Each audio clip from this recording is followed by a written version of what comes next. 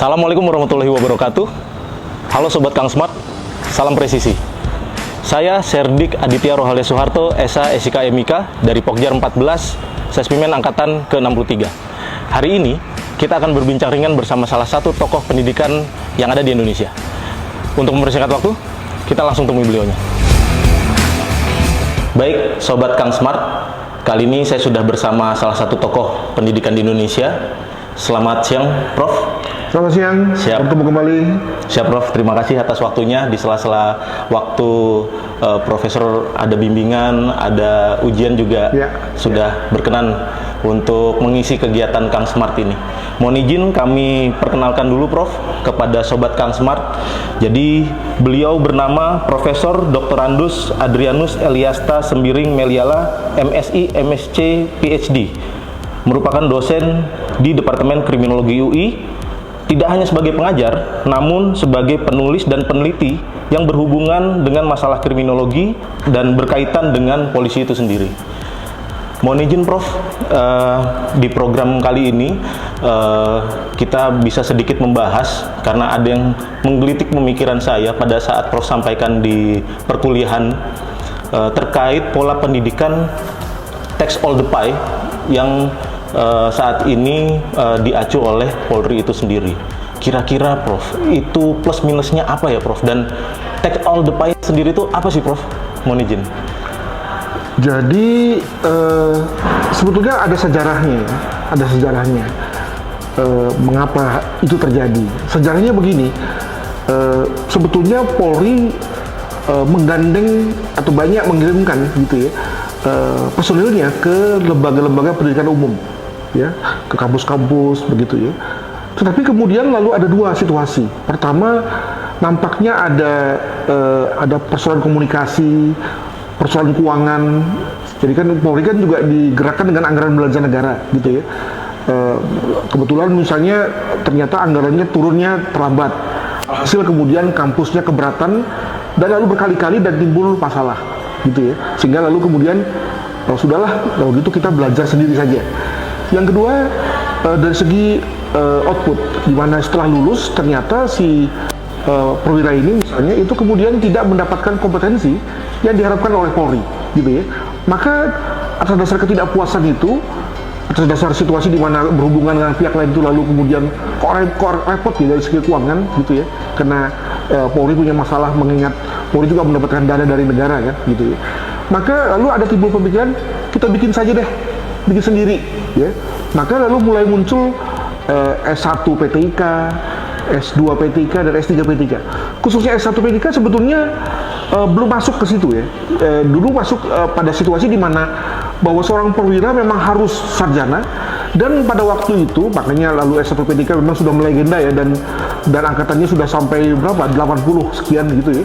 Dulu belum ada satupun lembaga pendidikan umum yang mampu memberikan pendidikan kepolisian seperti PTIK gitu ya. Makanya kemudian lalu dibuat pendidikan sendiri. Tapi ketika bicara mengenai pendidikan S2 dan S3, terjadilah apa yang tadi saya katakan, di mana kelihatannya kalau Polri kirim perwiranya keluar ke lembaga pendidikan umum, maka kemudian kok seperti tadi ya, seperti ada yang nggak cocok, makanya kemudian lalu mendirikan lembaga pendidikan sendiri yang bersifat akademik seperti S2 PTIK dan S3 PTIK. Nah, maka di situ keuntungannya dengan seluruhnya dikerjakan oleh Polri sendiri. Istilah saya juga end to end gitu ya, dari ujung ke ujung semua diambil oleh Polri. Maka tentu kompetensi sepenuhnya bisa dikendalikan oleh Polri. Yang kedua juga dari sisi administrasinya, mulai dari rekrutmen, lalu kemudian pengajarannya, demikian juga sampai pada penempatannya, seluruhnya berada di bawah kontrol kepolisian. Nah, itu baiknya. Tapi sebagaimana semua kebijakan pasti ada juga sisi buruknya, ya, sisi negatifnya. Apa sisi buruknya? Yang pertama adalah bahwa sebagai suatu kebijakan yang bersifat end to end, tadi istilahnya tax all the pie, maka agak susah untuk mengambil benchmark, mengambil perbandingan, mengambil komparasi. Karena tadi dia sudah sibuk dengan dunianya sendiri, sudah sibuk dengan standar-standar yang ditetapkannya sendiri. Jadi kalau kita bicara mengenai seberapa bagus ya PTIK dari segi S1, S2, S3 dibandingkan dengan yang lain, waduh repot tuh. Karena tadi S1, S2, P3 dalam hal ini itu bekerja atas dasar situasi, apakah itu situasi perencanaan, situasi penganggaran, atau situasi visi misi daripada Kapolri misalnya, yang ada pada saat itu, ya. Hal mana itu tentu belum tentu gatuk, belum tentu cocok dengan benchmark dari pendidikan umum yang juga mengajarkan studi kepolisian. Itu yang pertama. Kerugian yang kedua adalah, nah ini yang agak sensitif ya, yakni soal kultur.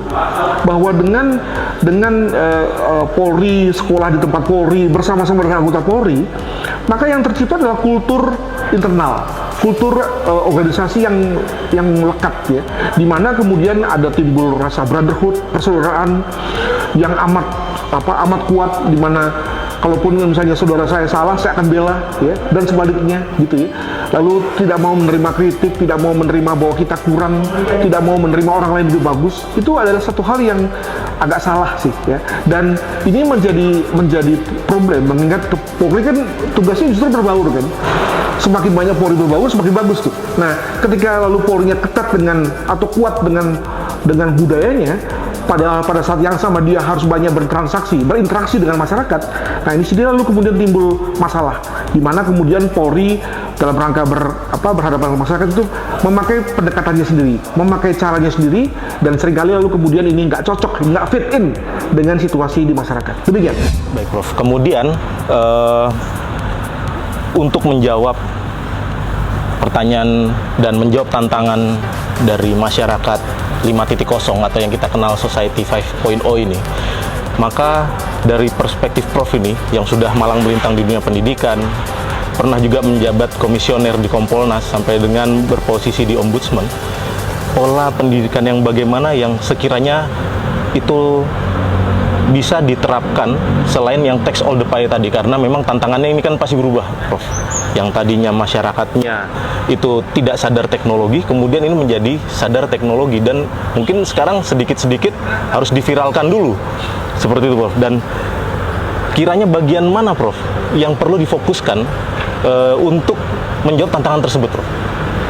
Jadi generasi 5.0 atau 5.0 itu adalah generasi informasi yang amat mengutamakan, amat menekankan interkonektivitas.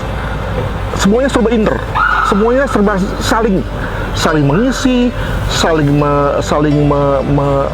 memberi, saling mencukupi, begitu. Semua saling terkoneksi, ya. Itu anunya, itu tekanannya. Jadi sebagai contoh misalnya gini ya, ini gedung untuk belajar, untuk kuliah. Ke depan nggak bisa lagi hanya satu fungsi. Gedung ini juga bisa untuk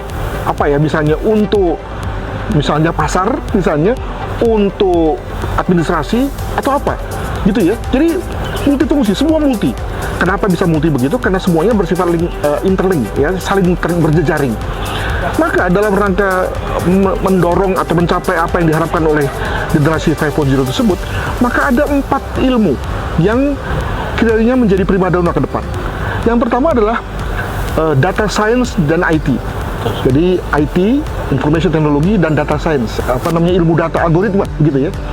Yang kedua adalah ilmu perencanaan dan ilmu manajemen operasional, ya. Jadi bayangkan ketika satu barang bergerak ke barang yang lain, harus tiba pada waktu yang sama, harus tiba pada waktu yang ditentukan, dan bukan hanya barang ini, tapi juga barang-barang di tempat lain, misalnya begitu ya. Kita bicara mengenai supply chain management, manajemen pasok, ya, pasokan barang, gitu ya. Karena kalau barang itu misalnya terlambat datang, maka barangnya sudah bau kan, sudah basi. Sama juga dengan jasa kepolisian kan. Kalau kepolisian datang terlalu terlambat atau terlalu cepat kan bermasalah, ya. Mengingat penerimanya adalah seorang manusia, gitu ya. Itu yang kedua. Yang ketiga adalah financing dan investment, pembiayaan, penganggaran, dan investasi. Jadi semua yang kita bangun itu harus ada hitung-hitungannya dan harus menguntungkan. Dan yang keempat adalah kita bicara mengenai ideology and politics, ideologi dan politik. Jadi bahwa semua digerakkan oleh satu visi yang sama, visi kenegaraan yang sama. Kembali pada apa yang tadi yang ditanyakan oleh Mas Adit. Nah, bukankah soal ideologi dan politics, soal data science dan IT, soal manajemen operasional, soal financing, itu kan sesuatu pendidikan umum pengetahuan umum yang dapat diajarkan di lembaga pendidikan umum, tidak harus di polisi. Maka kembali pada pertanyaan tadi tuh, apa memang ke depan itu Polri masih harus membuka lembaga pendidikan tinggi seperti PTIK yang nanti katanya akan berubah menjadi Unhan, atau Unkam, atau kita tetap jadikan Unkam tapi fokus kepada 4 tadi. Nah, ya. Dan jangan lupa bahwa selalu ada core yang tidak bisa dikuasai oleh orang lain dan hanya dikuasai oleh Polri. 3 hal. Pertama adalah hukum acara. Ya, kami ini hanya ngomong saja, tapi pelakunya kan Polri kan, dalam rangka hukum acara. Yang kedua adalah kriminalistik, maka disebut sebagai jago pengungkap kejahatan itu Anda, polisi. Dan yang ketiga adalah forensik. Polri harus menjadi manajer yang mengetahui kapan mengundang ahli dokter forensik, kapan mengundang psikolog forensik, kapan mengundang seorang psikiater forensik untuk membantu penyidikan. Jadi 3 ini adalah spesialis dari kepolisian.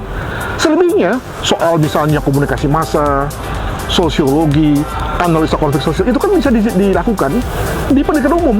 Jadi saya mengusulkan adalah bahwa memang silahkan ada pendidikan akademik ya, seperti Unkam nanti menggantikan PTIK dengan jenjang S1, S2, S3, tapi fokus kepada 7 hal tadi. 4 hal yang menjadi fokus daripada generasi 5.0 dan 3 hal yang memang menjadi core bisnisnya seorang polisi. Selebihnya teman-teman Polri belajar di luar saja, di UI, ITB, UGM yang memang secara budaya akademik jauh lebih sipil gitu ya, dibandingkan dengan kalau tinggal di kalangan polisi sendiri yang kemudian lalu tahunya sesama anggota Polri saja. Nah, ini harapan yang tentu saja perlu didengar oleh pihak pimpinan Polri. Soal kemudian bagaimana nanti hasilnya, tentu ada pertimbangan-pertimbangan lain dari pimpinan Polri. Demikian. Siap. Terima kasih Prof atas waktunya. Kemudian terakhir Prof, karena kami sedang melaksanakan pendidikan di Sespimen Polri, berkenan mungkin ada motivasi atau quotes dari Prof untuk rekan-rekan Serdik Sespimen 63 dan Sobat Kang Smart yang akan melihat vlog kita ini Prof. Izin. Jadi satu hal yang selalu saya lihat menarik ya dari setiap pendidikan Sespim ya, baik itu Sespimen dan Sespimti, adalah bahwa leadership itu nggak bisa diajarkan loh. Leadership itu adalah sesuatu yang ditularkan. Jadi mesti ada model, dan model itu kemudian dilihat, lalu kemudian karena dilihatnya tiap hari ya, maka lalu kemudian lama-lama jadi template dia, jadi pola dia gitu ya. Nah, apakah itu juga yang terjadi di Sespimen? Cara begitu. Jangan belajar kepemimpinan, jangan belajar menjadi pemimpin, tapi saya harap sih bahwa semua patun-patun di Sespimen dan Sespimti adalah model-model di mana Anda belajar dari dia. Belajar bagaimana menangani rusuh massa, belajar menangani bagaimana mengatasi kasus sulit, belajar mengenai kasus yang berintensitas tinggi, belajar mengenai kasus yang muatan politisnya kuat, dan bagaimana kemudian at the end Polri mampu menyelesaikannya dengan baik. Ya, nah lalu lama-lama kayak kan Anda sering melihat model-model yang baik itu, maka lalu menjadi template, menjadi berpola, sehingga Anda pulang pun nanti kemudian template itu kemudian membekas pada saat Anda memimpin anak buah. Moga-moga itu lebih bagus ya daripada belajar kepemimpinan. Kalau belajar kepemimpinan mungkin pada saya bisa, tapi saya kan bukan pimpinan Polri. Tapi seorang pimpinan Polri harusnya orang yang pernah memang menjadi pimpinan itu dan menjadi orang-orang yang baik, dan kemudian pada saat yang lain menularkannya pada anak-anak muda seperti Anda. Moga-moga itu yang terjadi, sehingga Sespimen, Sespimti betul-betul menjadi tadi kawah candra dibuka, di mana pemberi kawahnya adalah orang-orang yang memang sudah teruji di lapangan, seorang apakah itu kombes yang memang baik, seorang pati yang memang hebat, yang lalu bisa menjadi tempat untuk digugu dan ditiru, guru gitu ya, oleh Anda sebagai perwira yang lebih muda. Moga-moga demikian. Siap. Terima kasih Prof untuk waktunya. Sukses selalu, sehat selalu Prof. Izin. Terima kasih Prof.